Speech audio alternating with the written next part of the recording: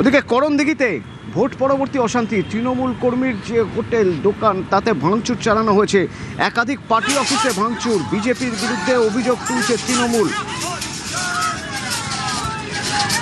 তবে করণদিঘির জয়ী বিজেপি প্রার্থী তিনি রং না দেখে প্রশাসনকে ব্যবস্থা নেওয়ার বার্তা দিচ্ছেন।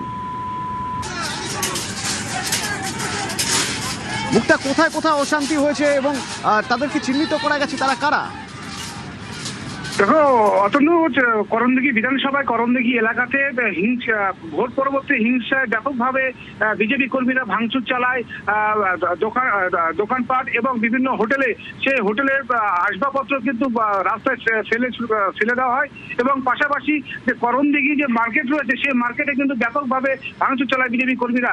তবে বিজয়ী যে বিরাজ বিশ্বাস রয়েছে বিজেপি প্রার্থী, তিনি পরিষ্কার পুলিশকে জানিয়ে দিয়েছেন যে কোনো রং দেখা যাবে না, যারা এর সঙ্গে যুক্ত তাদেরকে অবিলম্বে গ্রেপ্তার করতে হবে। কিন্তু এই ঘটনা তারা মানতে নারাজ। তবে এই যে ঘটনাগুলো ঘটছে এতে কিন্তু এলাকায় চাঞ্চল্য ছড়িয়ে পড়ছে এবং পাশাপাশি করণদিঘি, ডালকোলা বিভিন্ন এলাকাগুলো যে পরবর্তী অশান্তি হতে না পারে সে কারণে কিন্তু বিশাল পুলিশ এবং কেন্দ্র বাহিনী কিন্তু এলাকায় মোতায়েন করা হয়েছে। এবং পাশাপাশি যারা এই ঘটনা ঘটেছে পুলিশ কিন্তু তদন্ত শুরু করেছে, যে কারা এর সঙ্গে এই ভাঙচুরগুলো চালিয়েছে পুলিশ কিন্তু তদন্ত শুরু করেছে করণদিঘি একদম বিধানসভা জুড়ে। অতনু,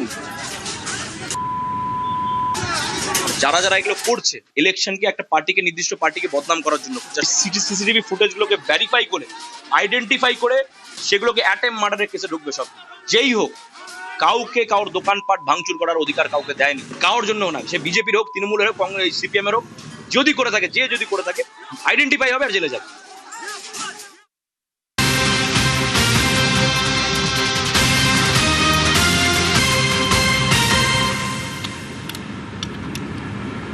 সরাসরি শুভেন্দু অধিকারী নন্দীগ্রামের হরিপুরে।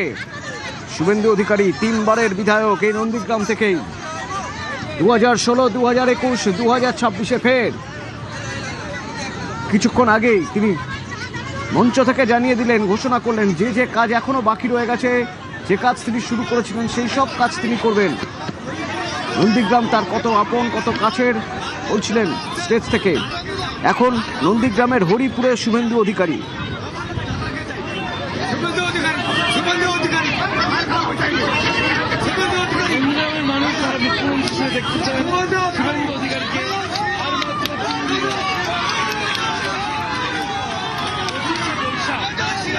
মুখ্যমন্ত্রী শপথ নিতে চলেছেন, ফলে সেদিন তার নাম ঘোষণা হয়। সেদিকে তাকিয়ে নন্দীগ্রামের মানুষ তাদের আশা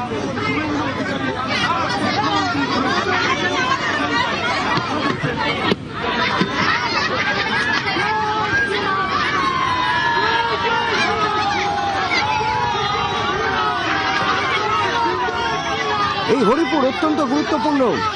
বড় লিড দেয় হরিপুর বরাবর, হরিপুর গ্রাম পঞ্চায়েত। শুধুমাত্র এই হরিপুর থেকেই শুভেন্দু অধিকারী এবারের ভোটে 5000 ভোটের লিড পেয়েছে। গতবার অর্থাৎ 2021, সেবার মমতা বন্দ্যোপাধ্যায় এখানে তৃণমূল প্রার্থী, সেবারও এই হরিপুর থেকেই 4000 ভোটের লিড পেয়েছিলেন শুভেন্দু অধিকারী। আর এবার তা আরও 1000 বেড়েছে। এই হরিপুর থেকেই 5000 ভোটের লিড, সেই হরিপুর গ্রাম পঞ্চায়েতে শুভেন্দু অধিকারী। সুস্মিতা আছেন এখান থেকে আমার সঙ্গে। সুস্মিতা, একটু বোঝার চেষ্টা করবো, এই হরিপুর বরাবর 2 হাত ভরে দিয়েছে শুভেন্দু অধিকারীকে। আজ জেতার পর সেই হরিপুরে শুভেন্দু অধিকারী কি দেখছো? দেখো, হরিপুর কোনোবারই শুভেন্দু অধিকারীকে ফেরায়নি। হরিপুর কোনো সময় শুভেন্দু অধিকারীকে ভোটে কোনো রকম কার্পণ্য করেনি, ভোট বাক্সে কোনো রকমই কার্পণ্য করেনি। তার প্রমাণ মিলেছে গত নির্বাচনেও, তার প্রমাণ মিলেছে এবার নির্বাচনেও। এই হরিপুর বিধানসভা থেকে প্রথমবার থেকেই শুভেন্দু অধিকারী, গণতার শুরু থেকেই শুভেন্দু অধিকারী হরিপুর গ্রাম পঞ্চায়েত থেকে শুভেন্দু অধিকারী তিনি এগিয়েছিলেন এবং অবশেষে নন্দীগ্রামের ফলাফল সকলেরই জানা। এবং সেই নন্দীগ্রামে জয়লাভের পর শুভেন্দু অধিকারী তিনি আজ নন্দীগ্রামের বিভিন্ন জায়গা ঘুরছেন। এই মুহূর্তে শুভেন্দু অধিকারী তিনি হরিপুরে বিজেপির যে আঞ্চলিক কার্যালয় রয়েছে অর্থাৎ পার্টি অফিস রয়েছে, সেই পার্টি অফিসে শুভেন্দু অধিকারী কর্মী সমর্থকদের সঙ্গে, সাধারণ মানুষের সঙ্গে শুভেচ্ছা বিনিময় করছেন, অভিনন্দন জ্ঞাপন করছেন কর্মী সমর্থকরা, তারা সেটা জানছেন এবং গ্রহণ করছেন। এবং অবশ্যই শুভেন্দু অধিকারী ধন্যবাদ জ্ঞাপন করছেন নন্দীগ্রামের মানুষকে। শুভেন্দু অধিকারী তিনি এই মুহূর্তে হরিপুর পার্টি অফিসে রয়েছেন, ভিতরে তিনি কর্মী সমর্থকদের সঙ্গে কথা বলছেন এবং বাইরে অগণিত কর্মী সমর্থক তারা দাঁড়িয়েছেন, মিষ্টি মুখ করছেন, গেরুয়া আবির গেরুয়া ঝড় এই মুহূর্তে চলছে হরিপুর বিজেপি দপ্তর বা বিজেপি পার্টি অফিসে।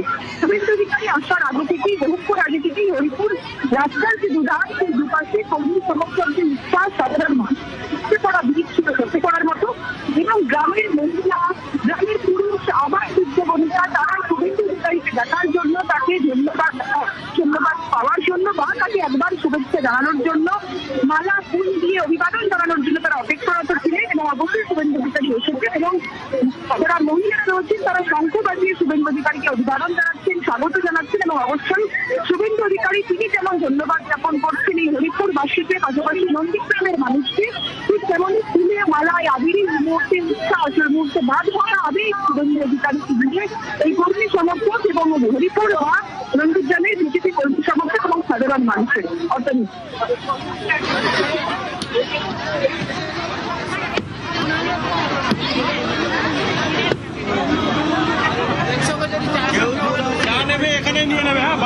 এর আগের কিছু ছবি দেখা যাক।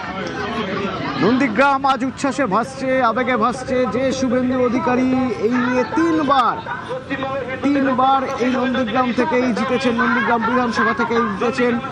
এবার তার উপর বাড়তি দায়িত্ব ছিল, তাকে জিততে হবে ভবানীপুর থেকেও, সেজন্য ভবানীপুরেও তিনি অনেকটা সময় দিয়েছেন। তারপরেও নন্দীগ্রামের মানুষ তাকে বিপুল ভোটে জিতিয়েছে। সেই নন্দীগ্রামে তিনি তার চেনা পরিচিত সেই সব জায়গায় যাচ্ছেন, মানুষের সঙ্গে কথা বলছেন, শুভেচ্ছা অভিনন্দন, মন্দিরে যাচ্ছেন।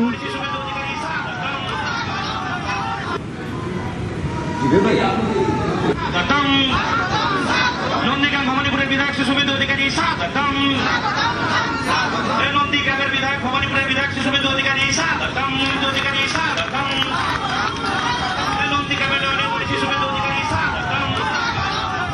মেদিনীপুরের বীরপুত্র শুভেন্দু অধিকারী স্বাগতম। নন্দীগ্রামের কাছের মানুষ শুভেন্দু অধিকারী। এবং এই ঘটনার পর এবং এই যে তিনি নন্দীগ্রামে এসেছেন, নন্দীগ্রামে তিনি যখন প্রথম শুভেচ্ছা অভিনন্দন জানালেন নন্দীগ্রামের মানুষকে এবং তারপর বার্তা দিলেন শান্তি বজায় রাখার।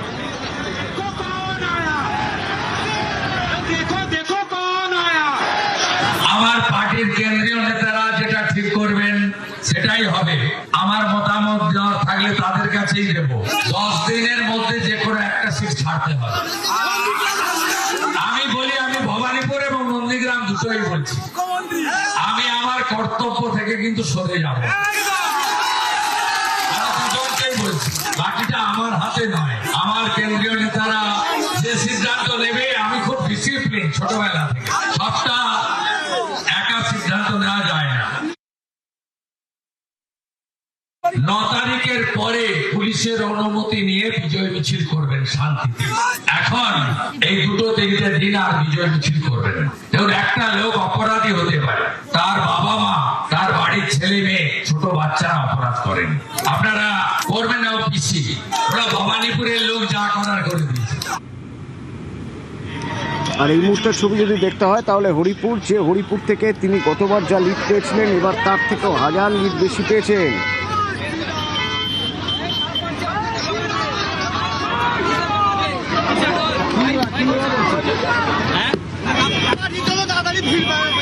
সুজিত ভৌমিক আমার সঙ্গে রয়েছেন ফোনে। সুজিত, এই হরিপুর কখনো ফিরিয়ে দেয়নি, বরং আগের বারের থেকেও বেশি লিড দিয়েছে এবার শুভেন্দু অধিকারীকে। এর পিছনে মিস্ট্রিটা কি? কেন হরিপুর থেকে এত লিড পান, কিভাবে পান শুভেন্দু অধিকারী? অথবা আরো একটু যদি পিছিয়ে যাও, 2016তেও কিন্তু শুভেন্দু অধিকারী হয়তো তখনও ছিলেন, তিনি তৃণমূলের প্রার্থী, কিন্তু তখনও কিন্তু 16তেও ব্যাপক লিড দিয়েছেন। এবং অতরু যেটা বলার, এই হরিপুরে 21-এর ভোটেও একেবারে লিড দিয়েছিল মমতা বন্দ্যোপাধ্যায়ের বিরুদ্ধে লড়াইতেও কিন্তু 4000 লিড দিয়েছিল একটা গ্রাম পঞ্চায়েত এলাকা।